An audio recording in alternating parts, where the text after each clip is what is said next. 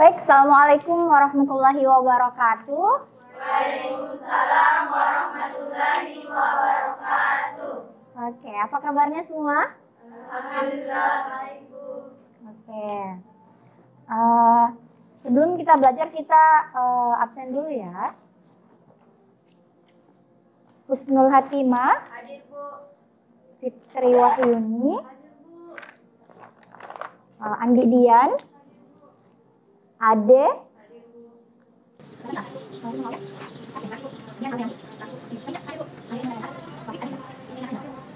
Lydia Astuti. Ada yang belum saya sebut namanya? Sudah semua? Oke. Oke. Sebagaimana pertemuan kita sebelumnya, sebelum kita belajar itu kita harus membiasakan untuk literasi Al-Quran terlebih dahulu ya. Oke. Jadi siapa yang mau membacakan satu atau dua ayat hari ini? Oke, silakan Ismailna.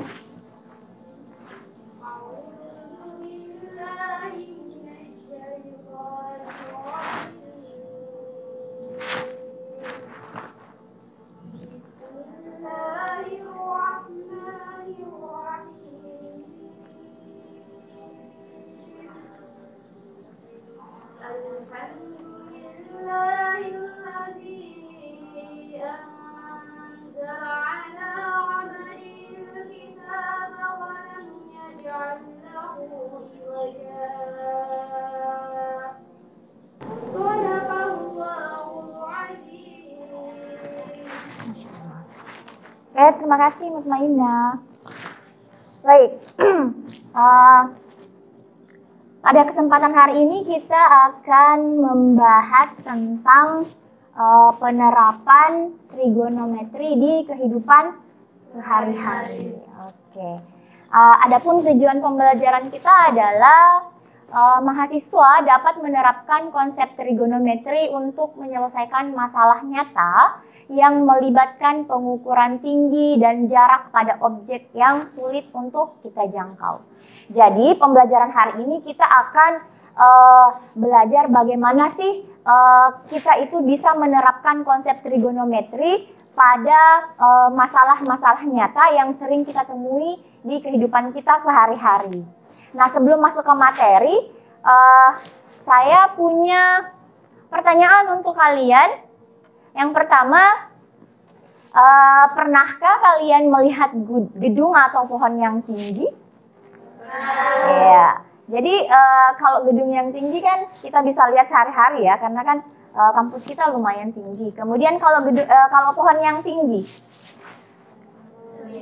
sering. Pohon apa? Pohon kelapa, betul ya. Nah, sekarang pertanyaan selanjutnya. Kira-kira bagaimana caranya mengukur tinggi atau jarak gedung atau pohon itu tanpa perlu memanjat atau mendekat ke objek tersebut? Bagaimana caranya kita mengukur misalnya gedung Kiai Haji Ahmad Dahlan ini kita ukur tingginya seberapa tanpa kita perlu mendekat ke gedung ini? Atau kalau misalnya kalian bilang tadi pohon kelapa yang ada di sana, bagaimana cara kita untuk mengukur tinggi pohon kelapa tersebut tanpa kita mendekat ke pohon kelapa itu? Gimana? Bisa tidak kita ukur tingginya itu pakai, misalnya kita pakai penggaris atau misalnya kita pakai meteran saja, bisa tidak? Tidak, ya. Nanti kita akan belajar bagaimana cara mengukurnya itu dengan trigonometri. Oke. Pertanyaan selanjutnya. Bayangkan kalian berada di depan sebuah gedung pencakar langit. Tahu gedung pencakar langit kan? Yang tingginya luar biasa itu. Kemudian kalian merasa penasaran dan ingin tahu setinggi apa gedung tersebut. Tapi tak ada penggaris. Jadi kita tidak punya penggaris, kemudian kita tidak bisa mengukurnya kan dari bawah ke atas kalau gedung itu pencakar langit, ya kan? Nah, di situasi seperti ini, bagaimana caranya kita bisa mengukur tinggi gedung itu tanpa perlu mendekati atau memanjatnya? Sama ya, kayak tadi, berarti kita nanti bisa menggunakan prinsip-prinsip trigonometri untuk menghitung tinggi dari gedung pencakar langit tersebut. Oke? Oke. Sebelum kita masuk ke materinya, masih ada yang ingat apa sih rumusnya trigonometri, rumus dasarnya trigonometri? Masih ada yang ingat? Oke. Fatimah, apa rumus dasarnya trigonometri atau boleh dituliskan?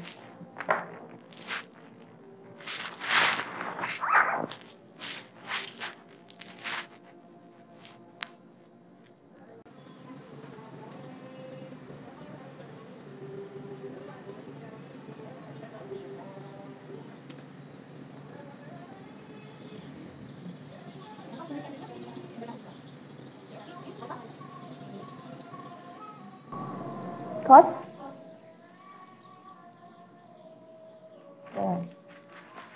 Ya, terima kasih. Jadi berikan tepuk tangan untuk temannya. Oke, jadi sesuai yang digambarkan sama Ima, ya. Jadi di sini ada sebuah segitiga siku-siku di mana dia siku-siku di A, kemudian ada sudut di depannya sudut siku-siku namanya sudut alfa.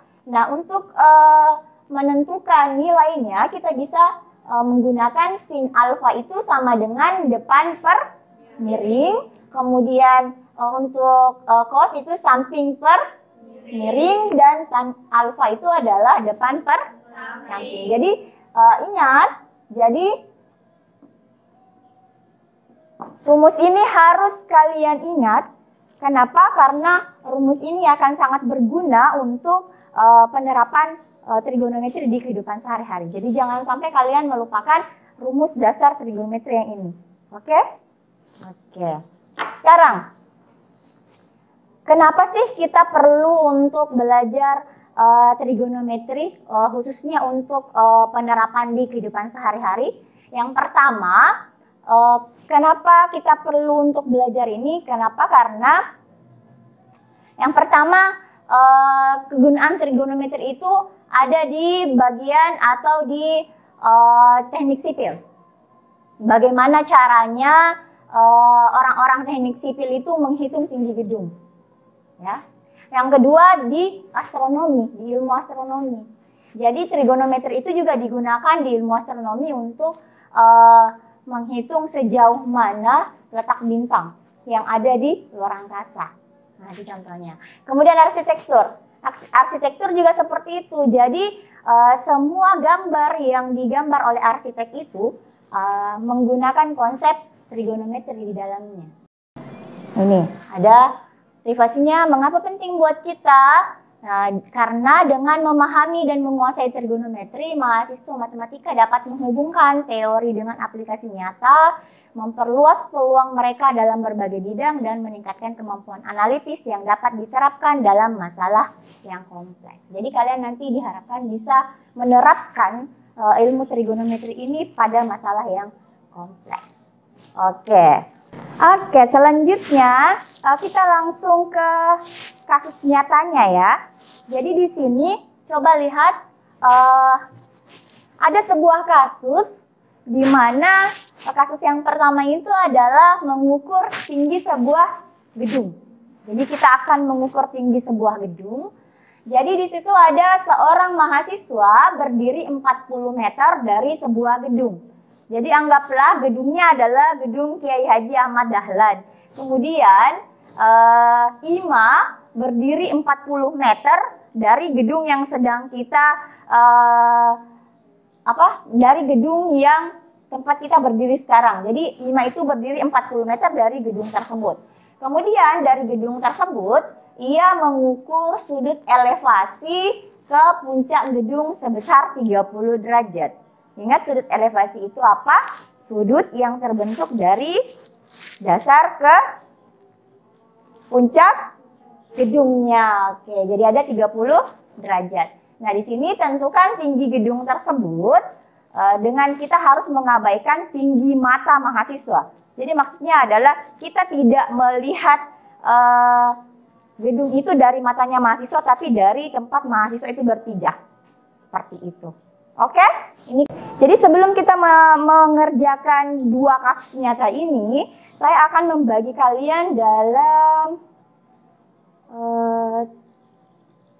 3 kelompok.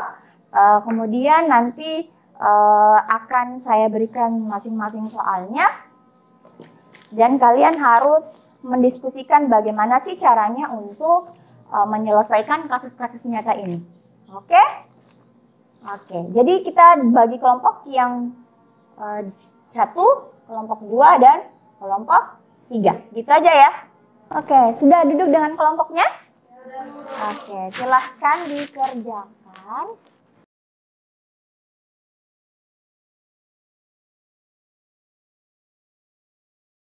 Ya, jangan lupa untuk menuliskan semua informasi yang Anda dapati dari soal tersebut. Kemudian pikirkan konsep apa ya kira-kira yang bisa digunakan untuk menyelesaikan permasalahan tersebut.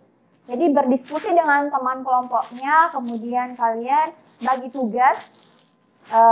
Siapa yang tugasnya untuk mencari informasi, kemudian siapa yang tugasnya menemukan konsep yang dapat digunakan untuk menyelesaikan, kemudian siapa yang tugasnya menerapkan konsep tersebut dalam permasalahan. Silahkan dikerjakan.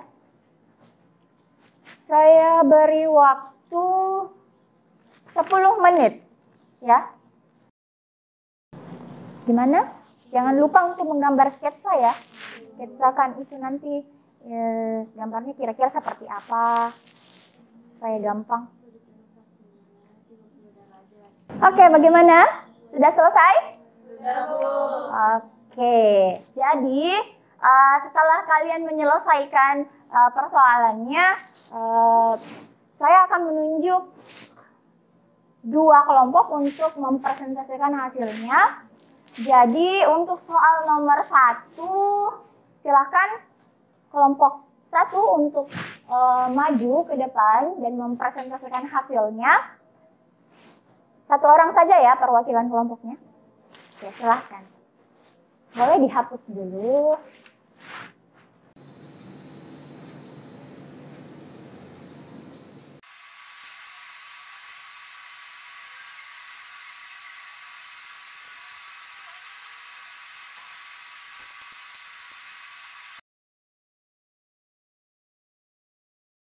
Oke, silakan dijelaskan ke teman-temannya.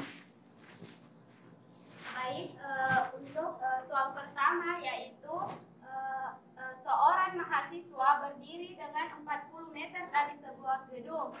Dari titik tersebut, ia mengukur sudut elevasi ke puncak gedung sebesar 30 derajat. Di sini kita diminta untuk menentukan tinggi gedung tersebut, di mana kita mengabaikan tinggi mata mahasiswa dari tanah. Kemudian kita menggambarkan sebuah sudut di mana sudut gedung dari mahasiswa yaitu 40 meter dan sudut elevasi tinggi.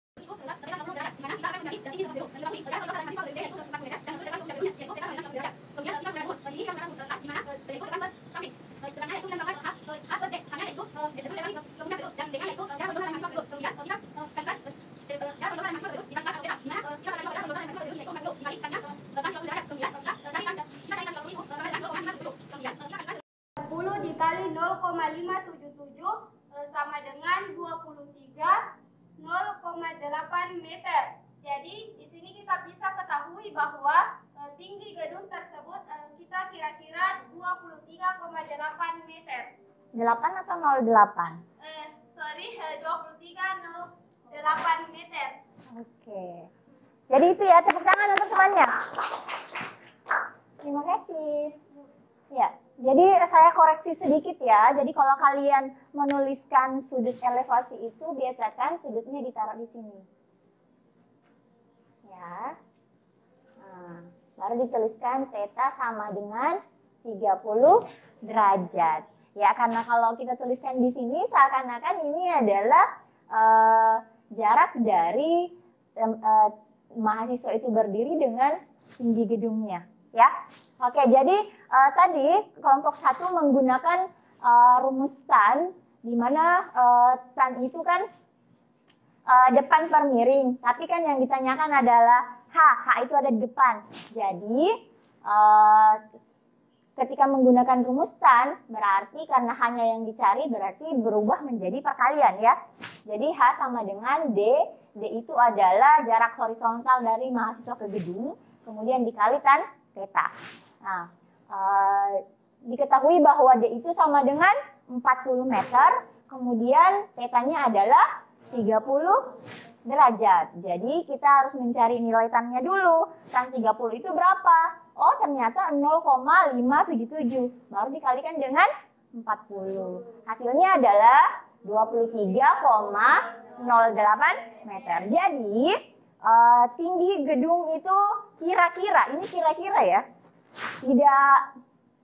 tidak pasti. Jadi kita mengira-ngira bahwa oh ternyata gedung itu tingginya kira-kira 23,08 meter. Tadi pembelajaran kita tentang penerapan trigonometri dalam kehidupan sehari-hari. Nah tadi kan kalian sudah mencoba untuk menyelesaikan persoalan trigonometri dalam kehidupan sehari-hari. Nah mungkin ada yang bisa memberikan pendapatnya bagaimana sih pengalamannya ketika menyelesaikan persoalan trigonometri yang sudah diterapkan dalam kehidupan sehari-hari. Ada yang mau memberikan refleksinya sedikit? Oke, silakan Salsabila. Pengalaman saya itu seru karena kita dapat menerapkan dalam kehidupan nyata. Trigonometri ini dapat digunakan untuk menghitung ketinggian suatu bangunan atau benda. Untuk menghitungnya, kita hanya perlu mengetahui jarak antara orang yang menghitung dengan benda yang ingin diamati. Oke, terima kasih. Tepuk tangan untuk temannya.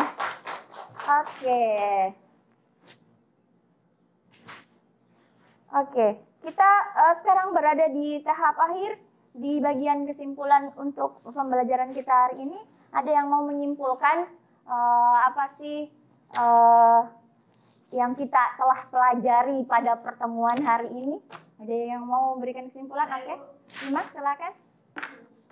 Jadi trigonometri ini dapat digunakan dalam berbagai aspek kehidupan nyata, seperti dalam teknik sipil, astronomi, hingga bidang rekayasa lainnya.